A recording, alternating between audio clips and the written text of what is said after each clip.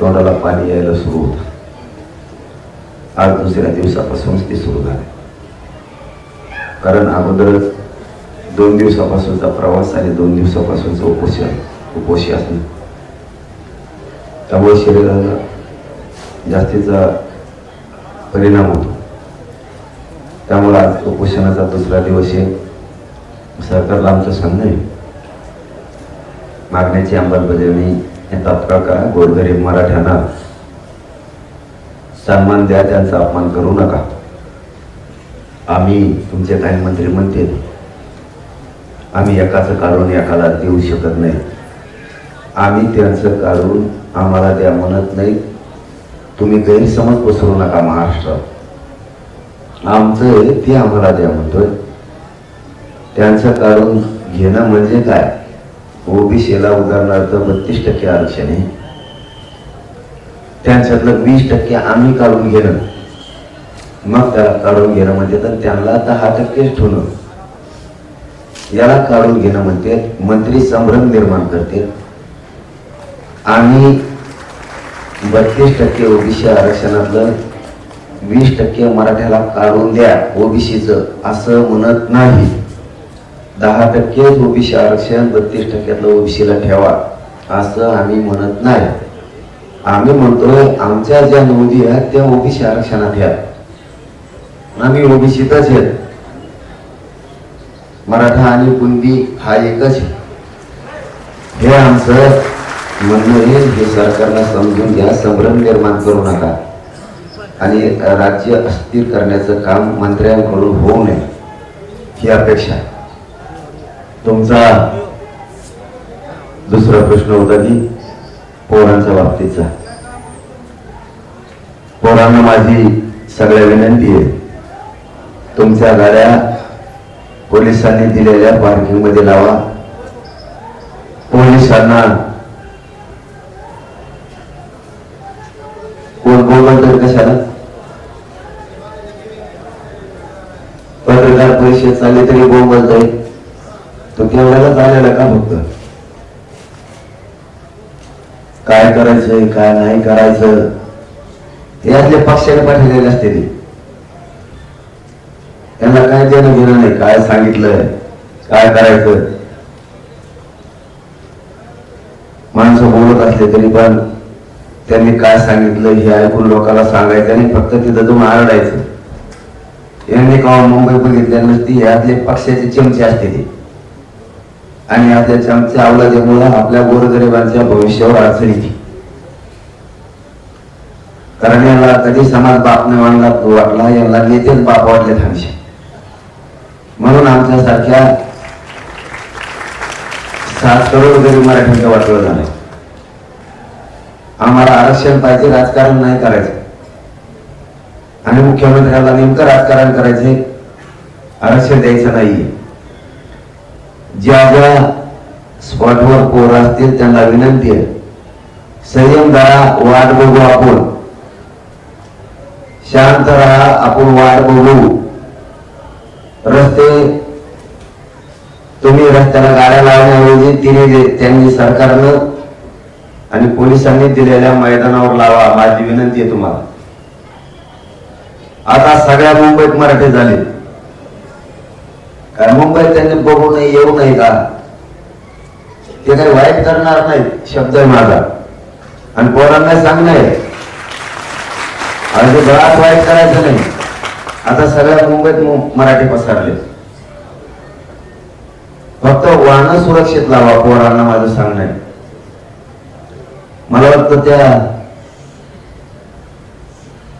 BPT का काहीतरी मस्जिद बंदर जवळ तिथलं एक ग्राउंड आहे. त्या ग्राउंडला लावा. इथून 3 किलोमीटर ते ग्राउंड आहे. त्याच्यानंतर कॉटन ग्रीन म्हणून आहे शिवडीला, 2-4 किलोमीटर वर आहे. इथून पायी येऊ शकता, जाऊ शकता, रेल्वेने येऊ शकता. तिथं लावा.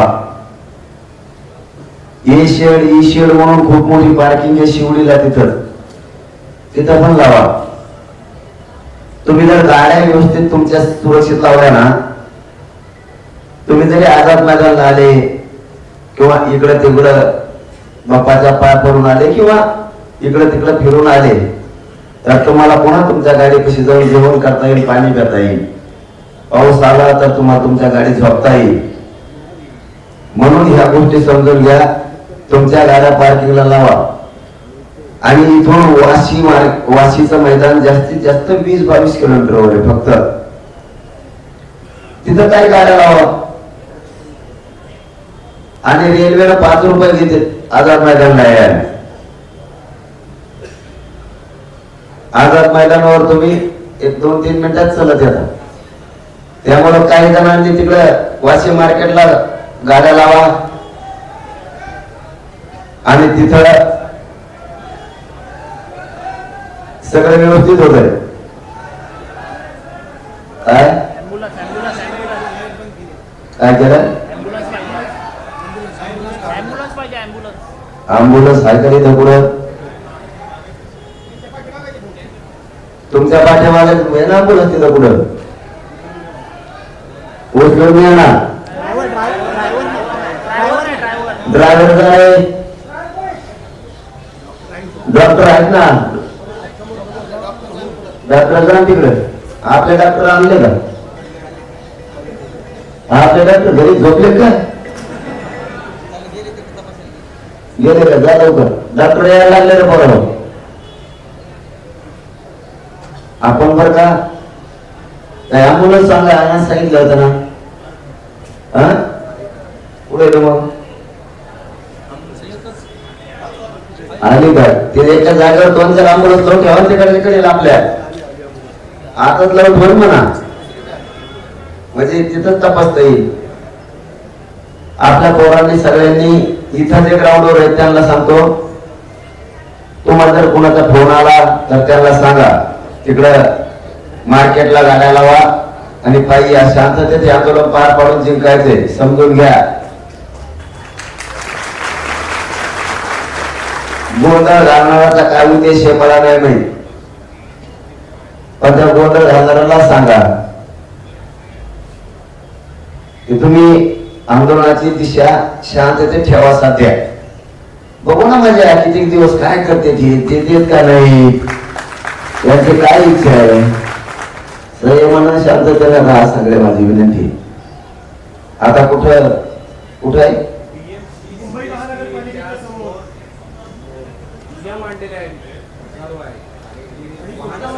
काय कारण आहे? काय म्हणते ते कारण?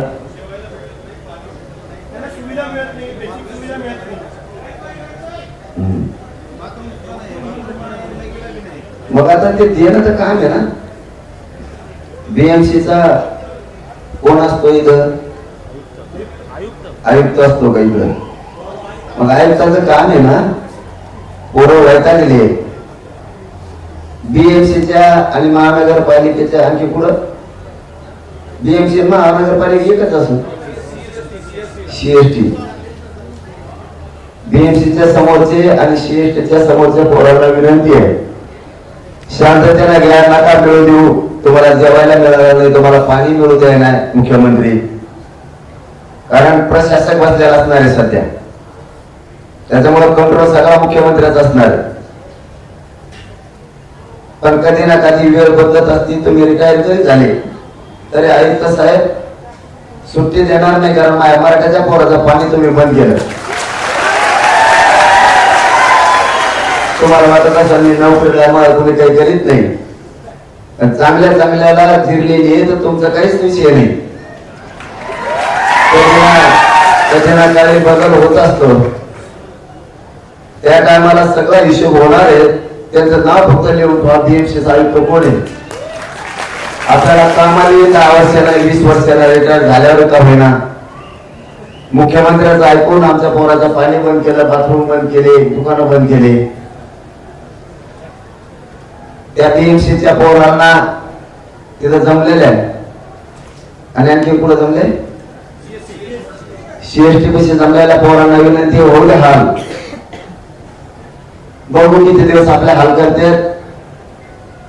तुम्ही आपला आझाद मैदानाला या, तिथं शांतता ठेवा. पोलिसांनाही सांगतो, पोरांना डोचू नका, विनाकारण त्रास देऊ नका, कारण पूर्ण तुमच्या सरकारनं मुख्यमंत्र्यांना पाणी जेवणामध्ये का तुमचे बदलचे नाही, तुम्ही हॉटेल बंद करायला लावले, बाथरूम बंद करायला लावले, म्हणून ते पोरं वैतागले असं मला पत्रकार बांधवांनी सांगितलं, मला तर काय माहित नाही. मग जर तुम्ही मराठी कचराव म्हणून जर ही भावना मुख्यमंत्र्याची असेल तर महाराष्ट्रातल्या मराठ्याच्या भाजपमधल्या काम करणाऱ्या मराठ्यांनी समजून घ्या, तुमचा मुख्यमंत्री गोरगरीब मराठ्यांच्या पोराला मुंबईत आल्यावर किती त्रास द्यायला लागला. पोरांचं रात्रीपासून पाणी बंद केलंय, हॉटेल बंद करायचे सांगितले, दादरातून बाथरूम बंद करायला सांगितले. म्हणजे लवकर मराठा समाज कदर नाही, माघारी जाईल. मुख्यमंत्री साहेब तुमच्या डोक्यात आणखीन गैरसमज काढून टाका. तुम्हाला योग्य संधी आली, तुम्ही त्या संधीचं सोनं करा, मराठ्यांचे मन जिंका आणि मराठ्याला आरक्षण देऊन टाका. हे मराठे कधीच तुम्हाला विसरणार नाही. आणखीन दुसऱ्या दिवशी उपोषणाचा दिवस आहे, तुम्हाला शब्द देतो, आणखीन तुम्ही मराठ्यांचा संयम बघू नका, मराठ्याला वेठीच धरून त्याचं वाटोळ करू नका. तुमच्या हातात संधी आहे, संधीचं सोनं करा आणि याला द्या. तुम्हाला वाटत नाही हानी मारे, तुमच्या आयुष्यातला सगळ्यात मोठा वाईट दिवस तेव्हा असेल तुम्ही जर पोरांना हाणलं तर तुमच्यामुळे अडचण येणार आहे. अमित शहा साहेबाला पण आणि मोदी साहेबाला पण अडचण येणार आहे. हे पण शब्द ध्यानात ठेवा, डाग लागणार आहे त्यांना तुमच्यामुळे.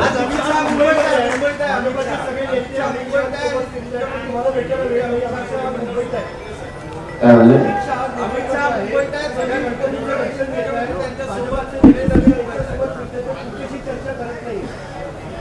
हा मग आता आम्ही शांततेच्या मार्गाने चालणार आहे आणि सरकार म्हणजे थोडक्यात देवेंद्र फडणवीस म्हणजे लोकांच्या भावनेवर वेदनेवर नीट सोडणारा माणूस. त्याला लोकांचं जितकं वाटलं होईल तितकं तो बघणारा माणूस.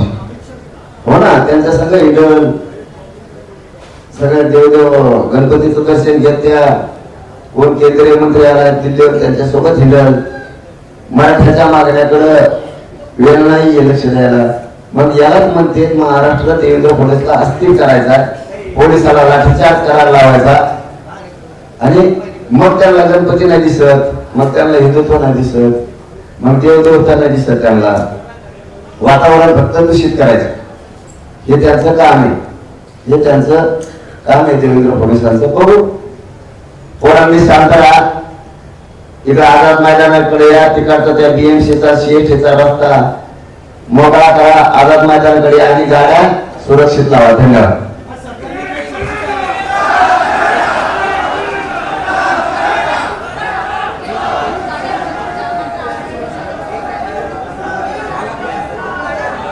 मी गाड्या घेऊन जातो पण मार्केटला मैदानावर, त्यांची मुंबई काल जाम झाली. गाड्या मैदानाला नेऊन लावून मुंबई मोकळी करा, मुंबई आपली आहे. मी काय गाड्या घेऊन त्यांना उलट सांगितलं नाही तिकडे घेऊन जा गावाकडं. हे सरकारनं पसरलं. आपल्याला मुंबई सांभाळायची, रोडवर लावलेल्या गाड्या मैदानावर लावा आणि मोकळं करा असं बोललेलं. त्याचा गैरअर्थ केला आणि मी सांगितलं की मुंबई मोकळी करा. नुसते पायी माणसं चाललेली काय अडचण होती का? मुंबईत पायी माणसं चालली आणि काय अडचण आहे का? गाड्या घेऊन अडचण होती म्हणून सांगितलं की गाड्या मैदानाला लावा. आणि आजही पोरांना सांगतो गाड्या मैदानाला लावा. गाड्यामुळे पॅक होईल तर मुंबई जाम होईल. काल जाम झाली पण मोकळं केलं.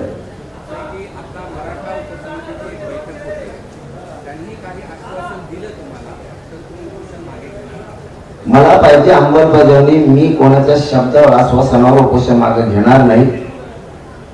फक्त पुन्हा एकदा सांगतो, तुमची आडामोठी भूमिका अकराच ताळेपणा मुख्यमंत्र्यांनी थांबवा. पोराला फक्त माझ्या बोर्ड लागता कामा नाही हे मात्र तुम्ही समजून घ्या. पुन्हा राज्य अस्थिर करू नका, हे ध्यानात ठेवा. राज्य जर अस्थिर झालं रे बाबा तर जबाबदार मुख्यमंत्री देवेंद्र फडणवीस असणार आहे.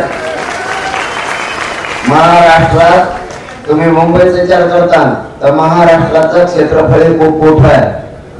लोकसंख्येनं, महसूलनं, संख्येनं सुद्धा आणि राजकारणासाठी सुद्धा.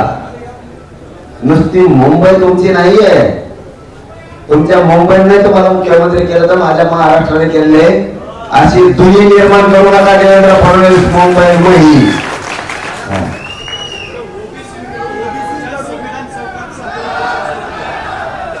त्याचं म्हणणं आहे त्याने प्रश्नच मला विचारू नका.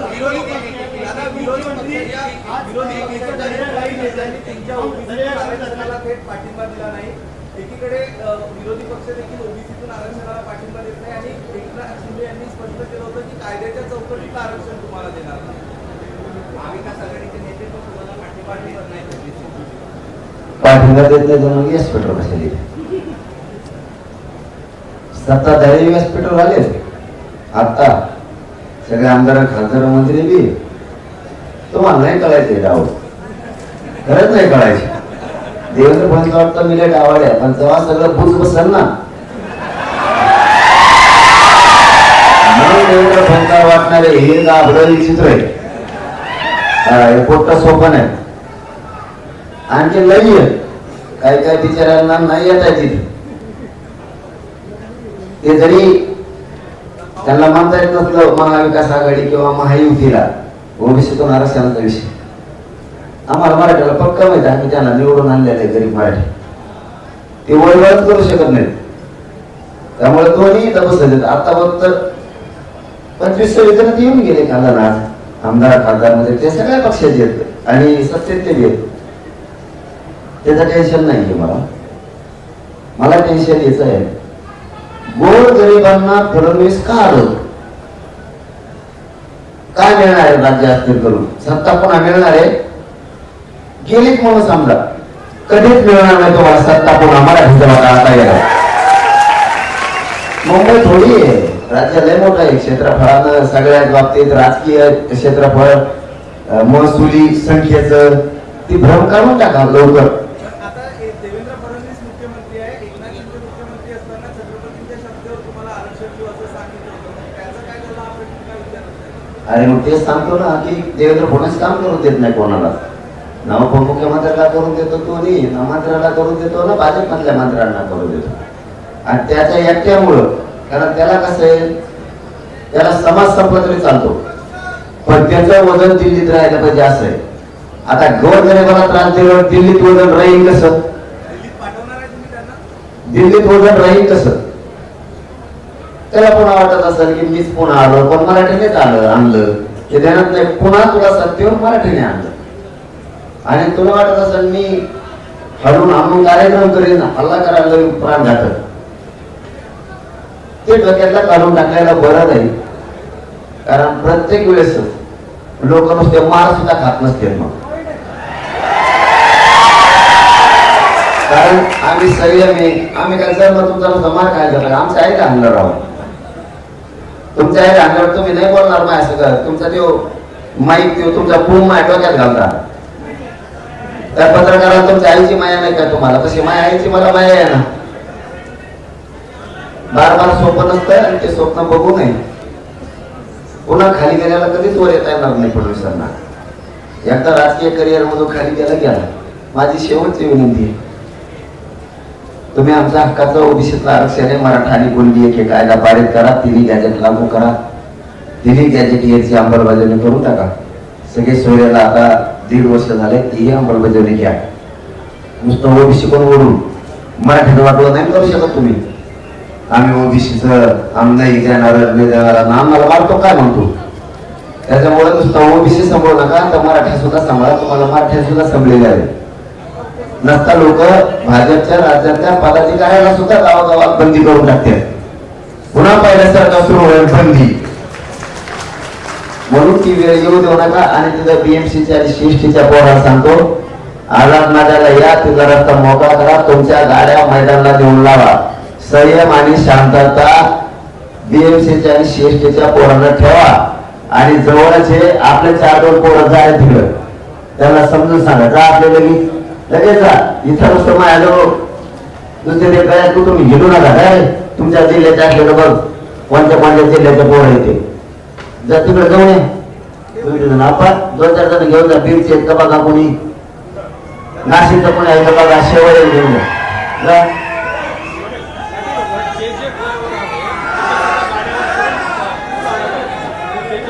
इकडं.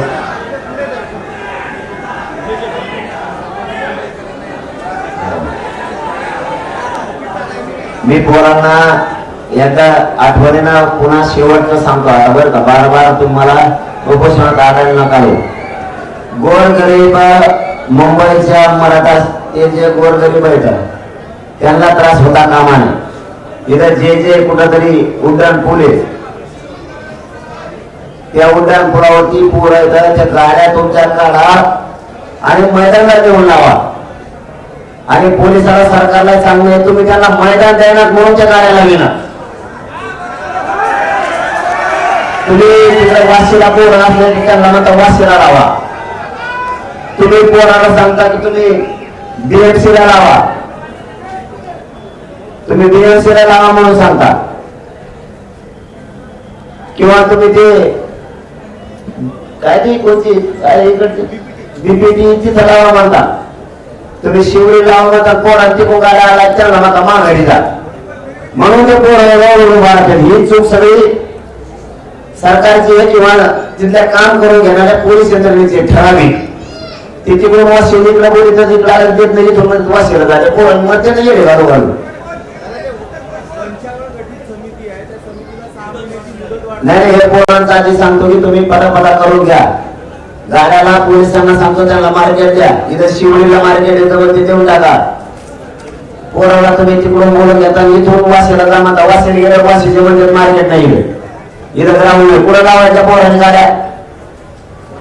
त्यामुळे तो मैदान खुले करून त्या लवकर पोलिसच आणि त्या जे वर तो कुठं थांबलेत ना सामान्य मुंबईकरांना त्रास झाला नाही पाहिजे. पोरांनी गाड्या मैदानात नेऊन लावा. आता नाही बोलत ना कसं ठेवायचं.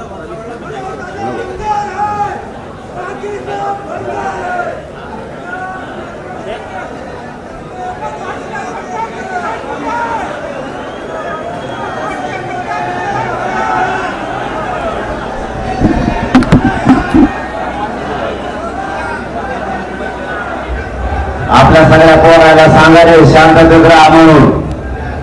सगळ्यांनी ग्राउंडवरच्या पोराने एकमेकाला सांगा शांत राहा म्हणून.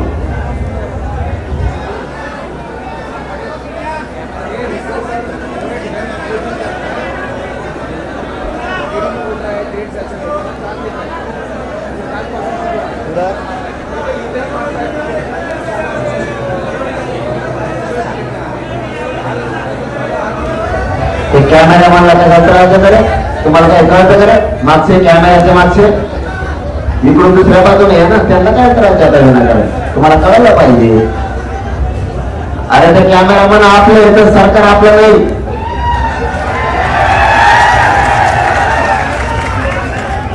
ओळख काय कुणाला त्रास देवा कुणाला नाही. सगळे तुम्हाला तुमच्यावर जबाबदारी दिली. मी उपोषणाला बसलो ना मी तुमच्यासाठी एवढं धरतो म्हणल्यावर मागचं तुम्ही शांततेत सगळ्यांनी समजलं पाहिजे. कुठे आड येलं म्हणलं तुम्ही जायला पाहिजे त्याला सांगायला पाहिजे पाटलाला त्रास देऊ नका. तुम्ही तुमच्या गाड्या काढा. उलट तुम्हाला पाठविलं तुम्ही त्यांच्या जाऊन बसायचं नाही. तुम्ही सगळ्यांनी दोघं राहिलेली मला साथ द्यायची. मी जे सांगाल ते त्यांना जाऊन सांगायचं. तुम्हाला पाठविलं तुम्ही त्यांच्या सोबत नाही बसायचं. त्यांना माझा निरोप द्यायचा आणि त्यांना सांगायचं आपल्याला शांततेत आंदोलन जिंकायचं. सगळ्यांना कामगारावर आला